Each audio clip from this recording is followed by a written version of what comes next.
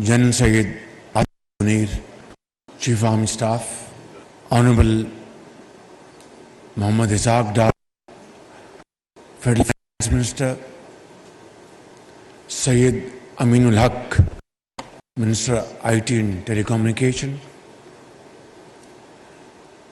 Chief Minister Sindh, Governor Sindh, Ministers,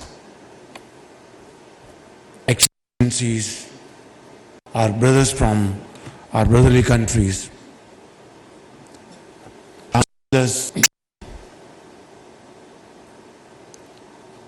IT experts and entrepreneurs, heads of IT companies in Pakistan, Secretary IT, ladies and gentlemen, Assalamu alaikum and a very good afternoon. It's really a great pleasure and an honor to be here at this momentous moment, which most definitely, by the grace of God, will change the course of history. Today, present here are the leading lights of Pakistan in the field of information technology, professors and teachers and investors. I will not go into the rigmarole of facts and figures. In their speeches, our honorable speakers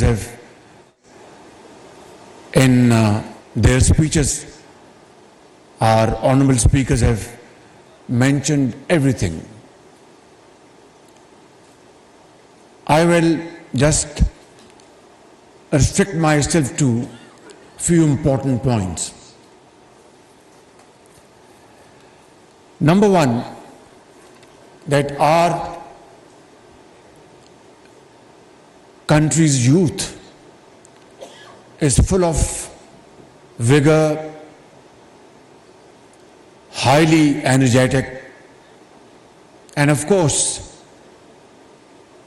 every day passing by, they are acquiring skills, they are being trained in various parts of Pakistan. And a reflection of their success stories you have just witnessed yourself in this hall a few minutes ago.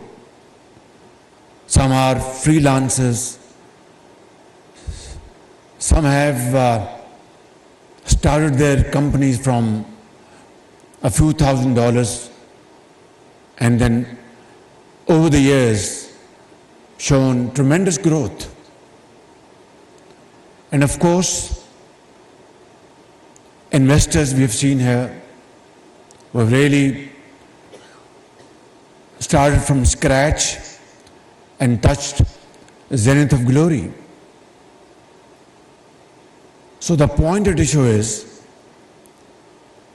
with this tremendous potential of our country, as we say that 60% of our population is between 15 to 30 years, and going by a mark of 230 million people, it's about more than 140 million people who are very youthful,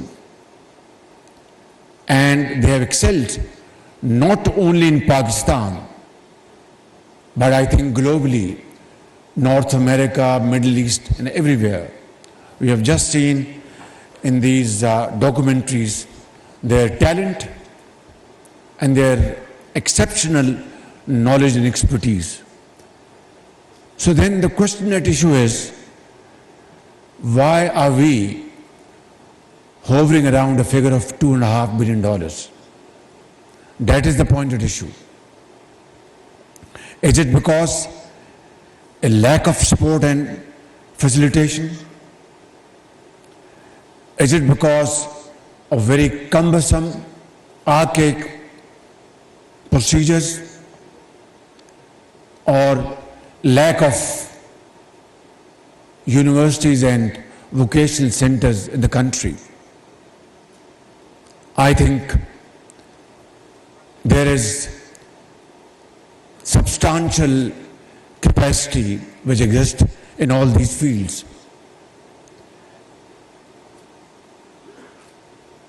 Then what is the reason that, and I have to mention the example of a neighboring country which has really excelled in the field of IT, not only investments in that country, but in their exports.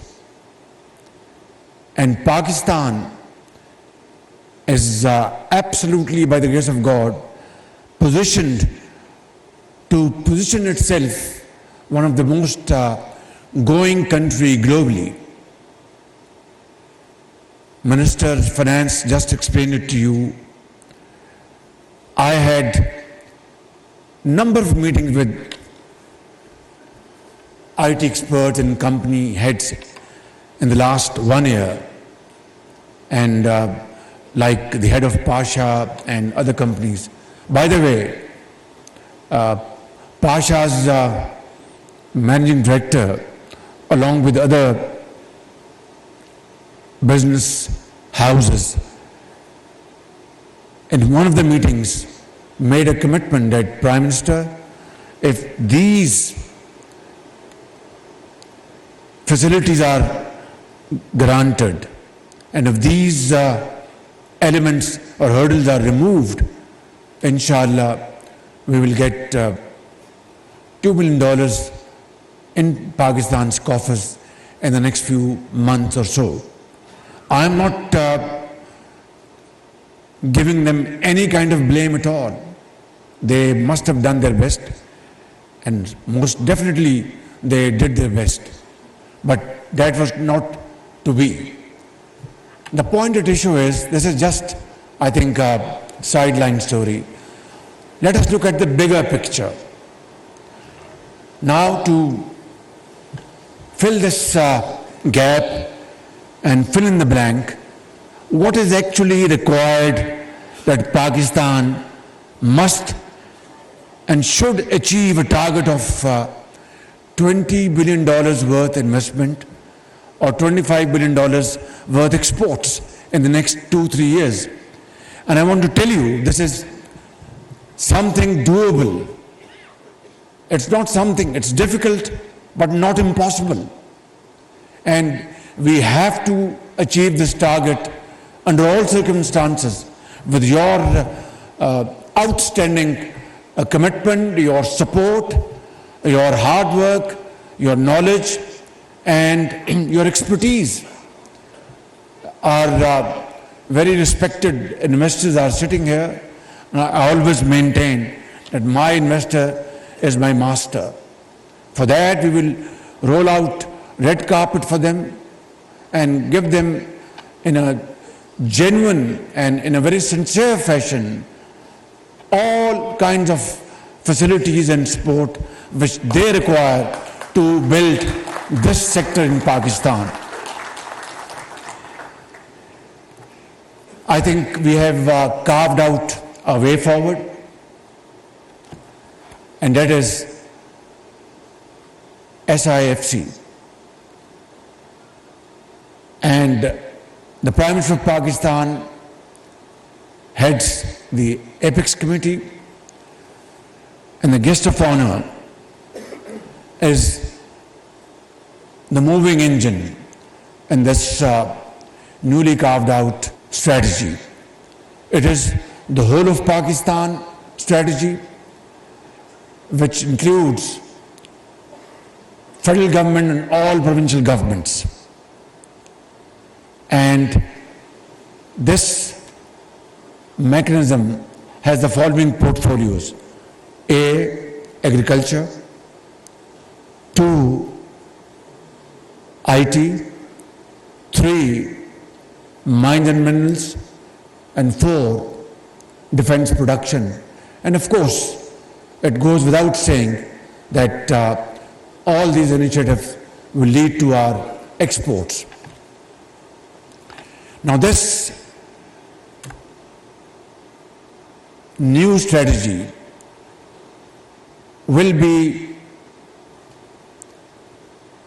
housed and strategized like one window operation. And it is just not just for the heck of it, it will be actually seriously a one window operation where the whole of the government will be sitting there and providing facilities and support to all potential investors and stakeholders without any kind of delay.